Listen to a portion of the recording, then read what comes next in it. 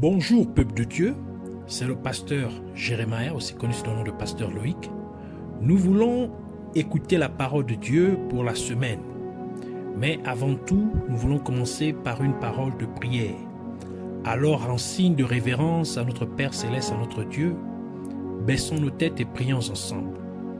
Père, Dieu Tout-Puissant, Dieu de gloire, Dieu fidèle, Dieu amour, merci pour cette énième opportunité que tu nous accordes de pouvoir nous retrouver dans ta présence.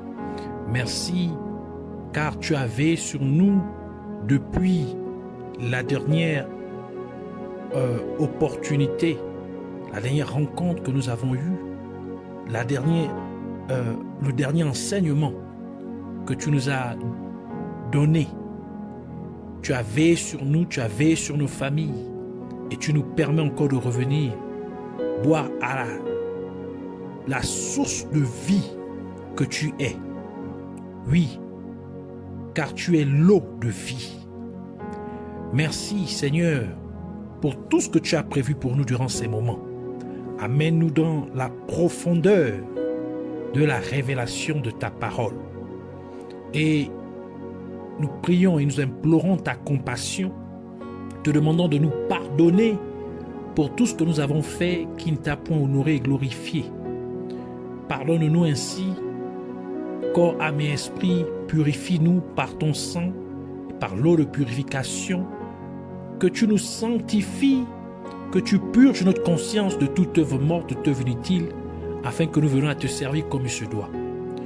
Venons nous lever contre tout ce qui s'oppose à la révélation de ta parole, tout ce qui s'oppose à la vérité, car ta parole est la vérité, soit neutralisé et chassé dans les gouffres de l'enfer au nom de Jésus-Christ. Merci encore Seigneur, que tu sois élevé, glorifié et magnifié. Au nom de Jésus-Christ, nous avons ainsi prié. Amen. Alors nous allons prendre notre passage principal des Saintes Écritures dans le livre de Genèse, chapitre 32, versets 24 à 30. Nous lisons la parole de Dieu dans Genèse, chapitre 32, versets 24 à 30 au nom de Jésus-Christ. Jacob demeura seul. Alors un homme lutta avec lui jusqu'au lever de l'aurore. Voyant qu'il ne pouvait le vaincre, cet homme le frappa à l'emboîture de la hanche. Et l'emboîture de la hanche de Jacob se démit pendant qu'il luttait avec lui. Il dit, « Laisse-moi aller, car l'aurore se lève. » Et Jacob répondit, « Je ne te laisserai point aller, que tu ne m'aies béni. » Il lui dit, « Quel est ton nom ?» Et il répondit, « Jacob. » Il dit encore, « Ton nom ne sera plus Jacob, mais tu seras appelé Israël, car tu as lutté avec Dieu et avec les hommes, et avec des hommes, et tu as été vainqueur. » Jacob l'interrogea en disant, « Fais-moi, je te prie, connaître ton nom. » Il répondit, « Pourquoi demandes-tu mon nom ?» Et il le bénit là. Jacob appela ce lieu du nom de Péniel, car, dit-il, j'ai vu Dieu face à face et mon âme a été sauvée. Que le Seigneur bénisse sa parole, qu'elle vienne pleine de grâce, de vie et de profondeur au nom de Jésus-Christ. Alors, pour cette semaine, le Seigneur voudrait nous parler de Jacob lutte avec Dieu. Alors le titre de notre enseignement est Jacob lutte avec Dieu. Dans notre passage principal des Saintes Écritures que nous venons de lire, nous voyons l'ange de Dieu déclarer à Jacob que Jacob a lutté avec les hommes et avec Dieu. Et Jacob a prévalu. Donc Jacob a été vainqueur. Cependant, nous devons nous poser la question suivante. Quel type de lutte Jacob a-t-il eu avec les hommes et avec Dieu, dans lesquels Jacob fut vainqueur. Et nous pouvons nous rappeler que Jacob a dû user de subtilité pour être béni à la place de son frère aîné jumeau Ésaü. Ainsi, au sens figuré, Jacob lutta avec son père Isaac pour être béni par Isaac à la place d'Ésaü, qui était censé recevoir cette bénédiction, car Ésaü était le premier-né, le fils premier-né. Dans ce cas, Jacob a donc lutté avec les hommes pour qu'il soit béni par les hommes. Et dans notre passage principal des Saintes Écritures, nous voyons encore Jacob qui, cette fois-ci, lutta avec l'ange de Dieu. En d'autres termes, Jacob a lutté avec Dieu pour être béni par Dieu. Nous pouvons maintenant comprendre pourquoi l'ange de Dieu a dit que Jacob a lutté avec les hommes et avec Dieu et que Jacob a été vainqueur. Par conséquent, nous pouvons donc conclure que la lutte de Jacob est une lutte pour être béni, car Jacob a lutté 2 fois afin qu'il puisse être béni à chaque fois respectivement.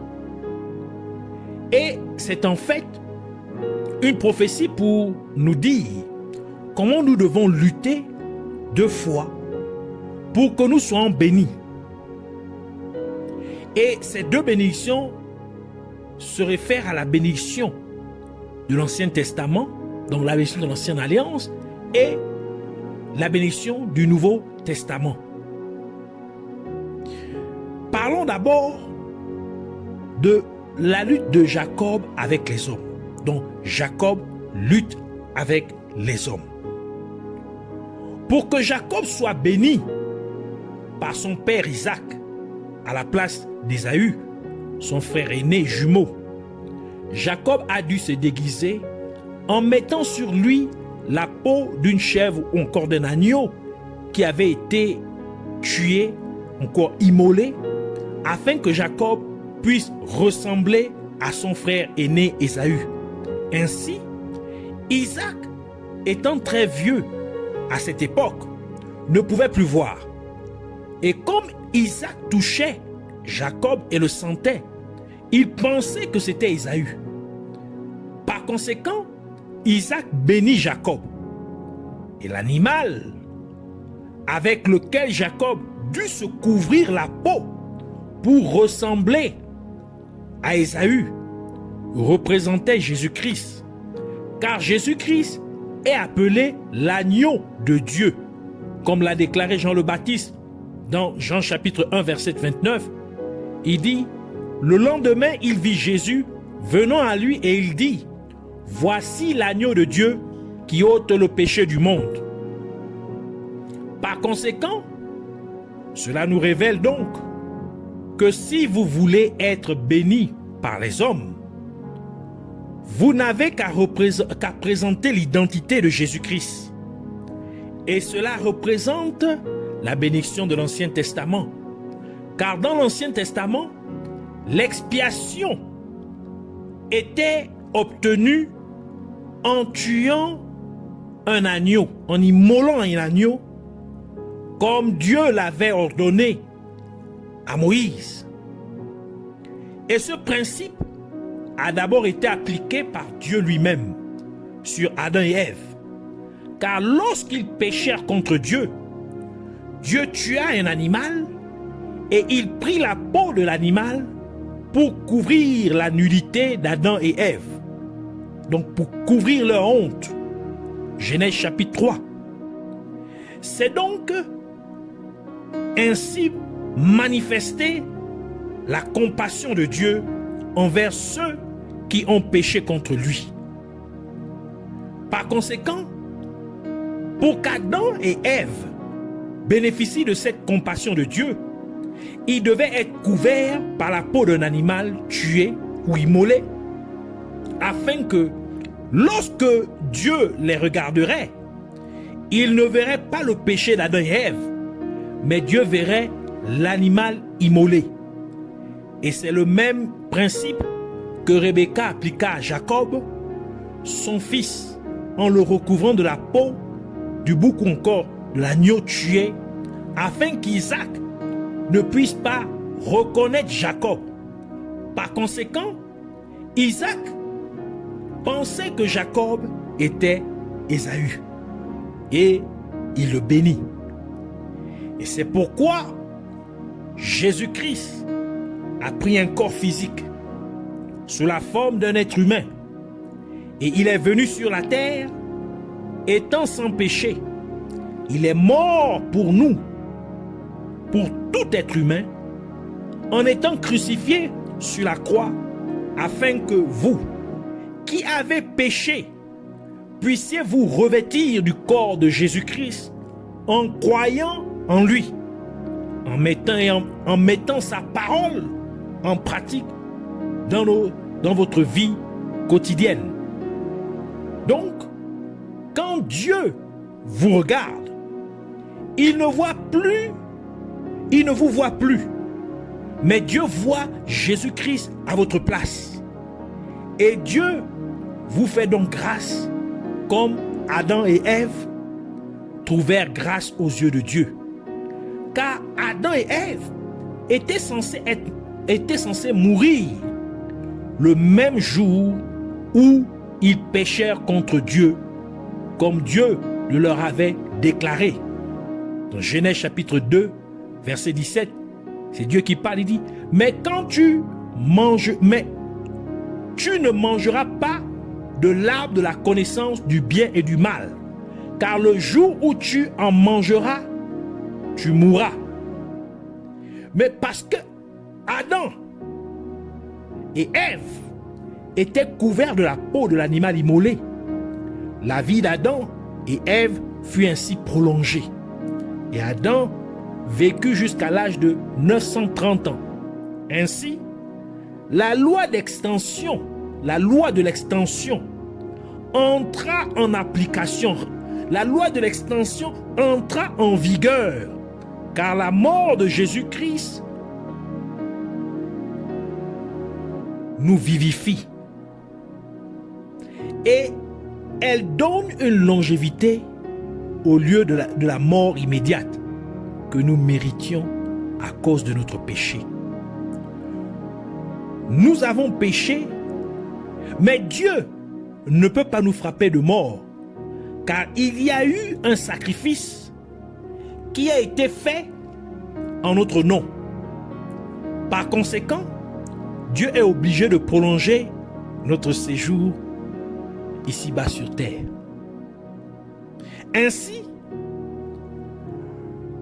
lutter avec Dieu implique que vous vous revêtiez de Christ en acceptant Jésus-Christ dans votre vie comme votre Sauveur et Seigneur, et que vous dépeigniez Jésus-Christ dans votre vie en menant une vie de totale obéissance à la parole de Dieu. Et c'est là que vous avez la victoire avec Dieu. Car quand Dieu vous regarde, il ne peut pas vous frapper de mort, parce que Dieu verrait maintenant Jésus-Christ à votre place. En d'autres termes, Dieu verrait le coupable que vous êtes, être couvert de la peau d'un juste, qui est Jésus-Christ.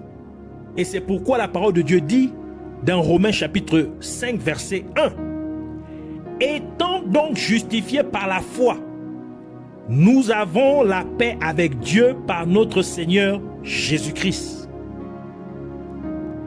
Et c'est donc la première lutte et la première victoire. Et en cela, Jésus-Christ a offert donc son corps afin que vous puissiez vous en revêtir, afin que vous ayez son identité. Et en conséquence, vous recevriez toute autre bénédiction de Dieu, même les bénédictions que vous ne méritiez point. Alors parlons maintenant de la deuxième lutte, c'est-à-dire la lutte avec Dieu. Jacob lutte avec Dieu. Dans ce cas, l'ange de Dieu lutta avec Jacob. Et Jacob demanda que l'ange de Dieu le bénisse. Cependant, Jacob était déjà béni, car il avait reçu la bénédiction de son frère aîné Ésaü. Et il a obtenu cette bénédiction d'Ésaü par subtilité, donc par malice. Ainsi, en regardant tous ces faits, l'ange de Dieu n'a pas voulu bénir Jacob. Mais Jacob empêcha l'ange de Dieu de partir en le saisissant. Et parce que c'était le lever du jour, en d'autres termes, le soleil était sur le point de briller, de se lever. Par conséquent, l'ange de Dieu fut contraint de bénir Jacob. Et cela nous révèle donc que lorsqu'une bénédiction est retardée dans votre vie à cause de votre imperfection ou parce que vous avez péché, de même que l'ange de Dieu n'a pas voulu bénir Jacob, il a retardé, car Jacob avait menti en se faisant passer pour Ésaü pour recevoir la bénédiction de son frère aîné Ésaü auprès de son père Isaac. Par conséquent, Jacob a dû tenir l'ange de Dieu jusqu'au lever du jour, c'est-à-dire jusqu'au lever du soleil. Et ce lever de soleil représente aussi Jésus-Christ, car Jésus-Christ est appelé l'étoile brillante du matin. Car l'étoile qui brille le matin, c'est le soleil. Comme il l'a déclaré à l'apôtre Jean dans Apocalypse chapitre 22 verset 16. C'est Jésus qui parle. Il dit: moi, Jésus, j'ai envoyé mon ange pour vous attester ces choses dans les églises. Je suis le rejetant et la postérité de David, l'étoile brillante du matin. Ainsi, Jacob a tenu l'ange de Dieu jusqu'au lever du soleil. Et l'ange de Dieu a donc été contraint de bénir Jacob. Cela implique que même si certaines bénédictions peuvent retarder dans votre vie, pour certaines raisons, mais lorsque vous persévérez dans votre foi en Dieu, Jésus-Christ, qui est l'étoile brillante du matin, vous justifiera et vous finirez par recevoir votre bénédiction.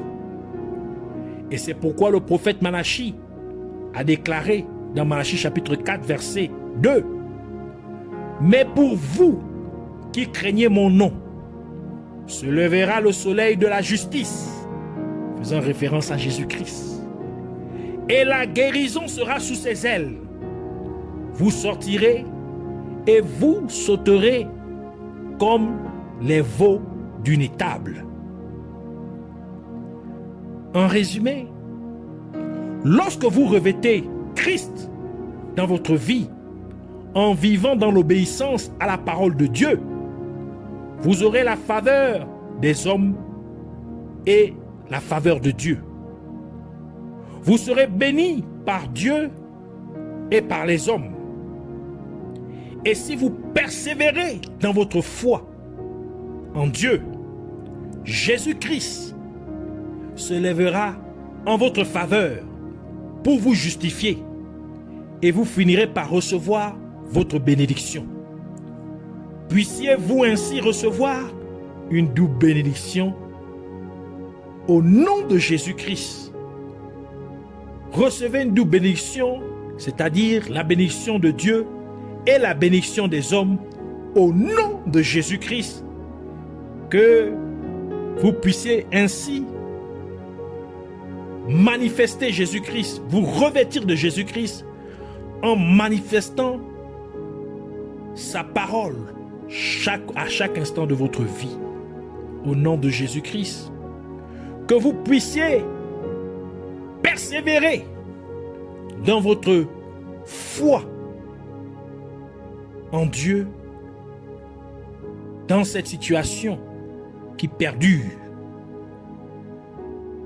et que Jésus se lève pour vous justifier et que vous recevez enfin votre bénédiction, que vous recevez enfin votre délivrance, que vous recevez enfin votre percée, que vous recevez enfin votre élévation au nom de Jésus-Christ. Nous pouvons prier ainsi pour dire: je te remercie, Abba Père, Roi merveilleux, Dieu tout-puissant. Merci pour la nourriture spirituelle avec laquelle tu m'as nourri. Et je prie au nom de Jésus-Christ pour que tu m'aides à revêtir Jésus-Christ en vivant ma vie en pleine obéissance à ta parole. Je t'accepte dans ma vie, Seigneur Jésus-Christ, comme mon Sauveur et mon Seigneur.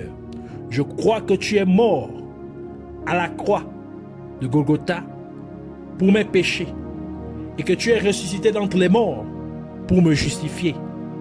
Je te prie ainsi de me pardonner pour tout ce que j'ai pu commettre comme péché, que ce soit de manière volontaire ou involontaire, de manière consciente ou inconsciente.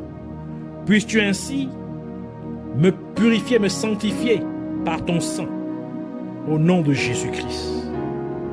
Et je prie, ô Seigneur Jésus, Père Dieu Tout-Puissant, laisse-moi ainsi me revêtir de Jésus-Christ. Et ce faisant, que je puisse trouver grâce auprès de toi et auprès des hommes au nom de Jésus-Christ. Alors que je manifeste l'identité du Christ à chaque instant de ma vie, permets-moi, Père Céleste, de recevoir des bénédictions venant de toi et venant des hommes au nom de Jésus-Christ. Et je prie aussi, Père Céleste, pour que tu m'aides aussi à persévérer dans ma foi en toi, quelles que soient les circonstances. Et comme je continue à te faire confiance dans ma situation, puisses-tu te lever pour me justifier, ô Seigneur Jésus-Christ, car tu es l'étoile brillante du matin. Tu es le soleil de justice. Puisses-tu donc te lever dans ma situation, afin que je finisse par recevoir ma bénédiction, au nom de Jésus-Christ. Que je reçoive donc une double bénédiction au nom de Jésus-Christ. Je te rends grâce, Dieu glorieux, Yahweh, Sauveur fidèle, Roi de justice. Merci, car c'est fait au nom de Jésus-Christ. Que ton saint nom soit à jamais exalté, Père merveilleux.